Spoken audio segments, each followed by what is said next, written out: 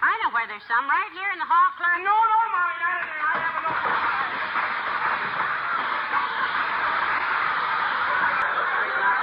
One of these days.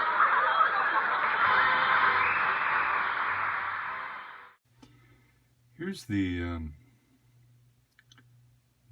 Weber Electric cartridge. I cleaned it up. I brushed it off, brushed all the corrosion off the outside. It looks much better. The next thing to do is take the stylus out, and that comes out by loosening this screw right here, if it can be loosened. Let's see. Boy, if I broke that off, I'd be an upset person. Come on.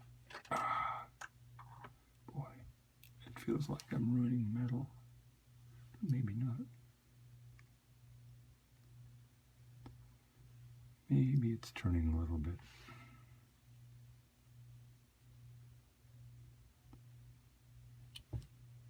Yeah, it is. It's just so, it's been in there decades, sure. That's not coming loose yet.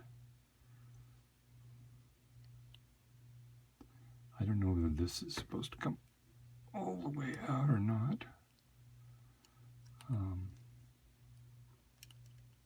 I might have to squirt some penetrating oil in there to get it to break free. I don't know. The needle is not free yet. I'm going to squirt some penetrating oil in there and see if it'll loosen it up a bit. Okay, I got a shot of penetrating oil.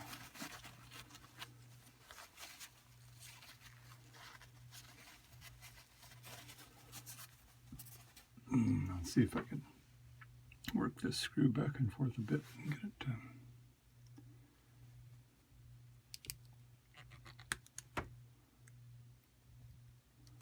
loosen up some.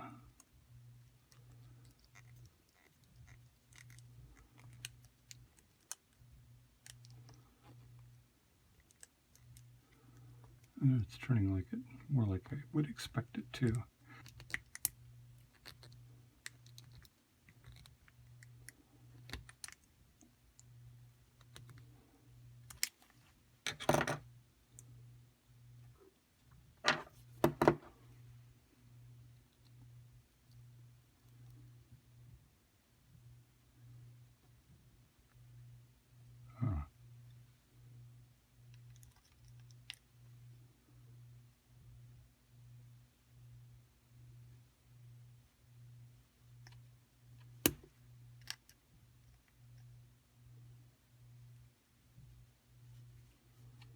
Well, it's free, but still not coming out. This is willing to evacuate. I'm afraid to break that needle shaft off.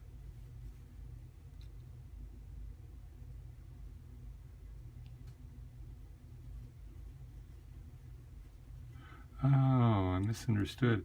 I thought this large sleeve right here would come out too, but the needle actually goes inside that sleeve, and the screw must tighten in there then. Okay, learn something new every day.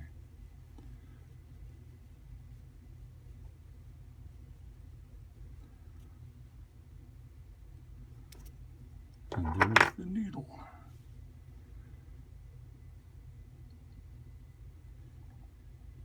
Yeah, and there's the groove. Right here. This will be hard for you to see, but there's a groove right there. It's all corroded green, colored green. The groove is what this sits down in to hold the needle in a stable position. In fact, you can see, I can see, maybe you can see right there, a divot that the screw put into the needle, holding it into place. So that's interesting. It looks like a brass jacket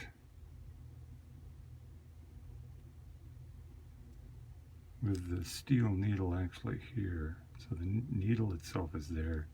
This jacket is all to hold the needle. I suppose brass is slightly lighter than steel. If this were all steel, it would be even heavier and more difficult to transmit any vibrations to the crystal that's in here. That's what I'm sticking to. That's my story, and I'm sticking to it.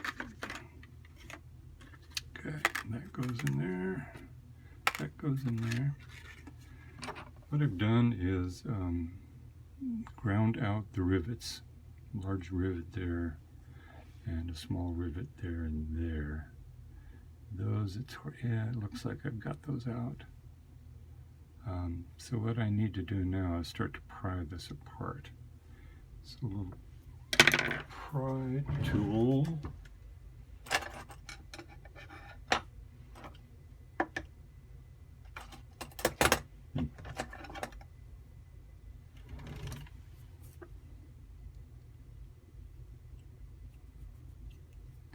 And as he said, or may have said, what I expect to see in here is actually powder. That's reportedly what they turn into, what the salts turn into, or is powder.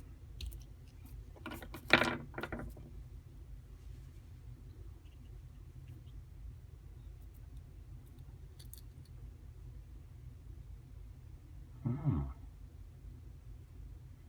Well, that's interesting. Okay, what we have here is there's a rubber mount right there and one there for the stylus. And the stylus, and that's all connected back here to some more rubber. And this is the container for the crystal right here. And it looks like it's still crystal. You know what I didn't do was test this to see if it worked before I took it apart. That would be just stunning. In this case, they've got the crystal wrapped in rubber, or thin rubber, or plastic, or something. Interesting. So the crystal is supported by a rubber piece. I can see one under it. There's the body of the crystal. I can see one under it. I can see one above it, so that it's held in place by this mounting point on both sides, and then suspended out here and attached to the stylus via these two. I presume there is no metal connection between the stylus holder and the crystal.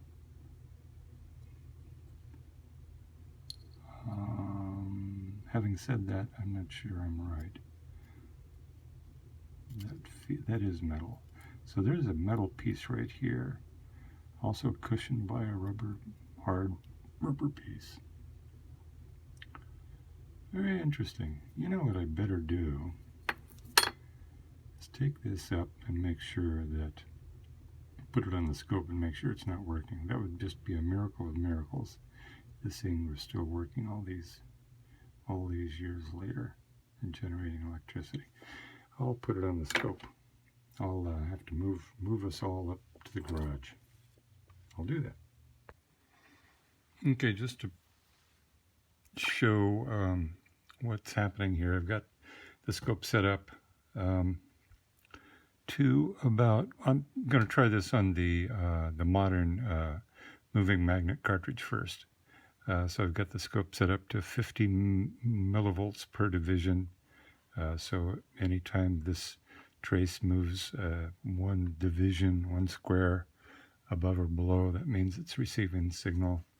I've got time division to, I don't know, millisecond and a half, something like that. And I'm just going to run my finger over the, it'd be more interesting if it were playing a record, but it isn't. So I'm just going to run my finger over the stylus, and you can see the noise my fingerprints make in the trace there.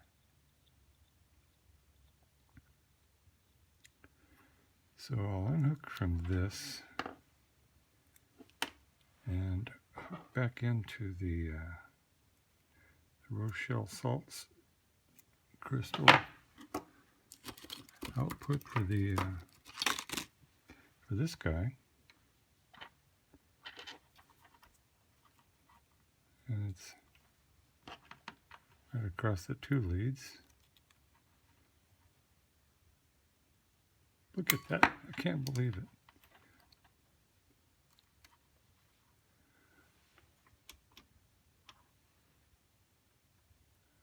It's making voltage.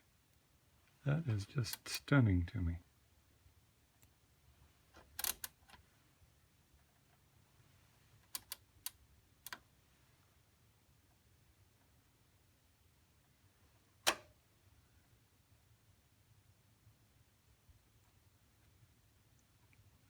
Let's see, that's at half a volt per division, so it's doing a volt or two. I am just gobstruck. It's probably not as good as it could be, but still it's making a volt or two. I just can't believe it.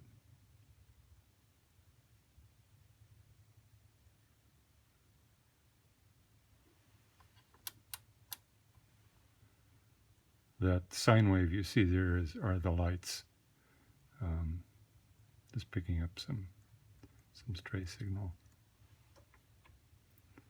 I wish I could figure out how to filter that out, but later.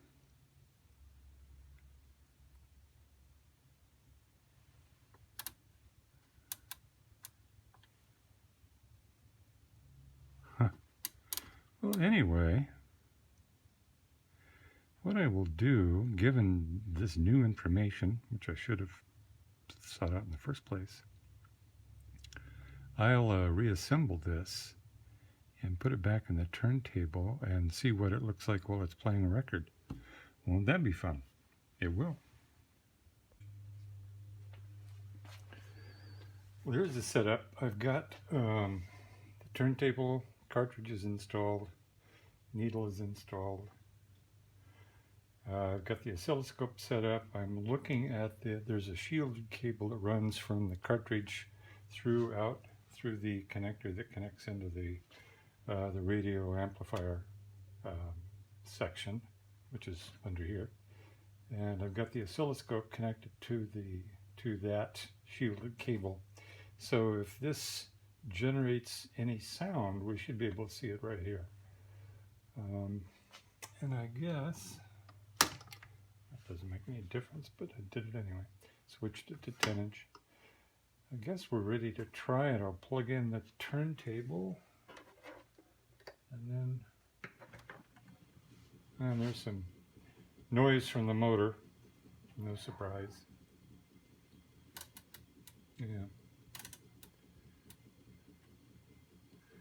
We'll put the cartridge on here. If I can do it without dropping it.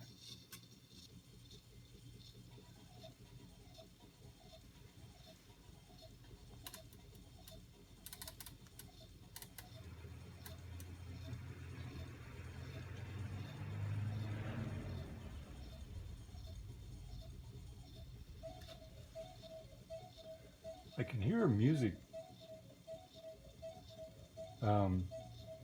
very faintly right up through the cartridge, as you often can with 78s. And I see modulation of this 60 Hertz wave happening in conjunction with the music, like rhythms mostly, I can hear from the record itself. But that's at a half a volt per division, and that cartridge isn't putting out anything near what it would have to be of use.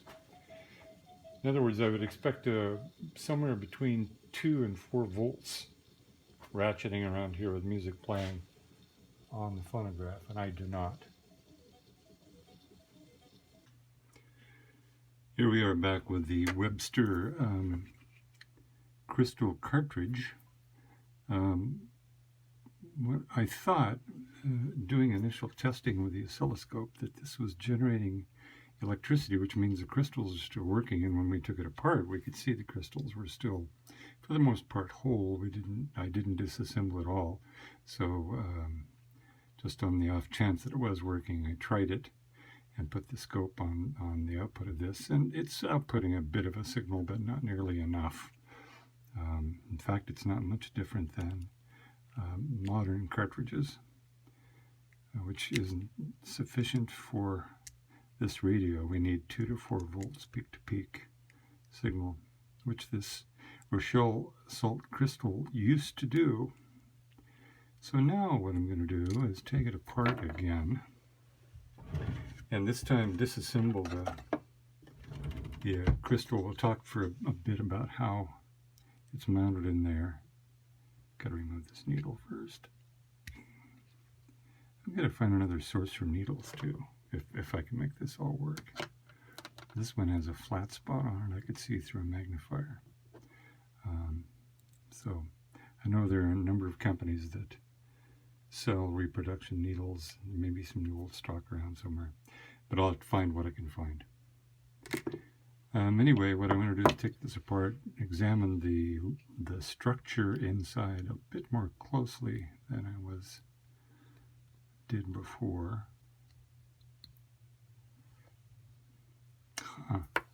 Still got a bit of a rivet left there. I thought I got those all out. Nope. Okay.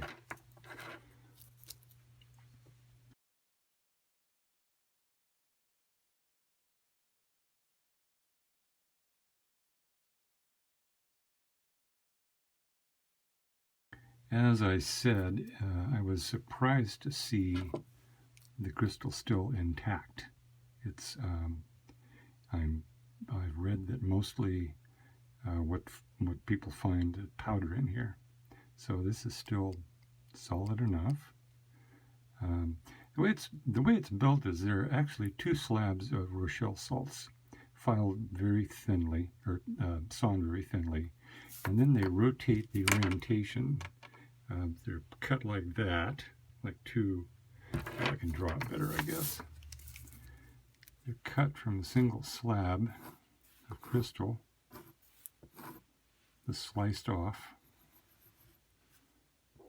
sewn off, and then they take the 2 slices and rotate them so that they have 180-degree orientation from each other, and bond them back together, and that's what allows the vibration entering here to be translated into twisting or torquing motion on the 2 crystals, which cause them to generate electricity. The needle carrier is mounted in a formerly soft rubber cushion right there and another one there, so it's not touching the case of the cartridge at all.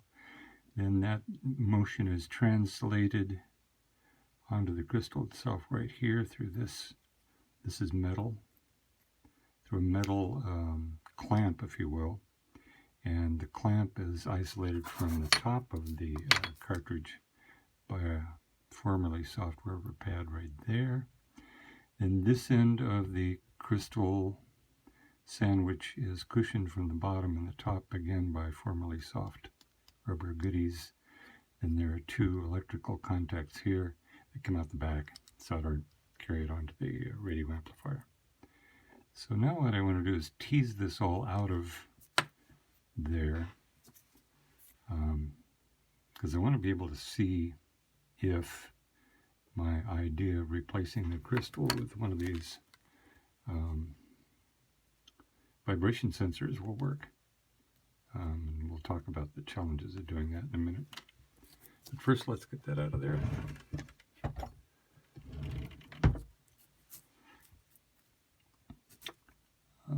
Phenolic board is holding the electronic part together, and it's nice and loose. I should be able to get under this there. That's loose. Yeah, you can see that the crystal is fractured right here.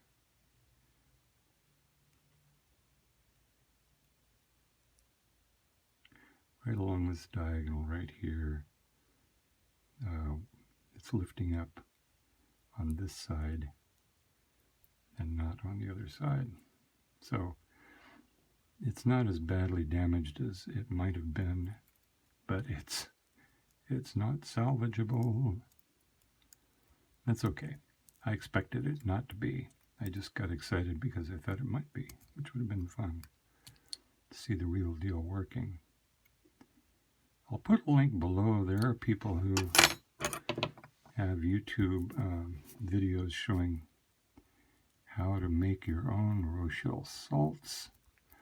What they don't have is the mechanism or the time and equipment apparently to make them the way they did back in this day. They used to make huge slabs of them, big slabs, by letting them cool in a very controlled way. Most of the people on YouTube that make Rochelle salts just leave the pan sitting on top of the stove and it cools into little lumps of crystal. So there it is.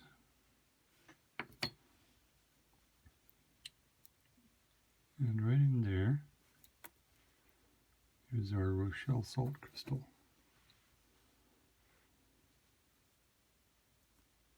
Right in here. Very thin, surprising. And as I said before, it probably lasted because they coated the whole thing in rubber or something. It looks a bit like tape, but I can't tell for sure. In any case, they coated it in something. The rubber is everything except soft and shock absorbing.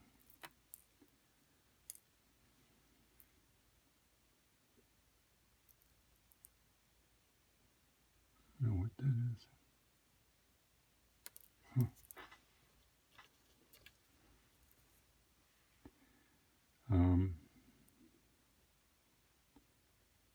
So yeah, so this is a solid piece of metal from where the that's the tightening screw to tighten the needle into this hole right here, and passes through this rubber and into this C-clamp thing right here. So what I'm going to do off camera is clean all the old crystal out, clean this up best I can, and then examine what it's going to take to... These vibration sensors are very thin, no thicker than a sheet of plastic. They're appealing to me because they generate a lot of electricity. And I'm hoping that I can translate, see, they are thinner than a piece of paper almost. So what I might have to do is mount this onto a small piece of acrylic or something like that so that it can be managed in this kind of sandwich. But the idea is this gets clamped in place of that and then comes back here and gets supported by a couple of pieces of more flexible rubber, and then the leads are soldered on and come out the back just like the original. So that's my goal. We'll see what happens.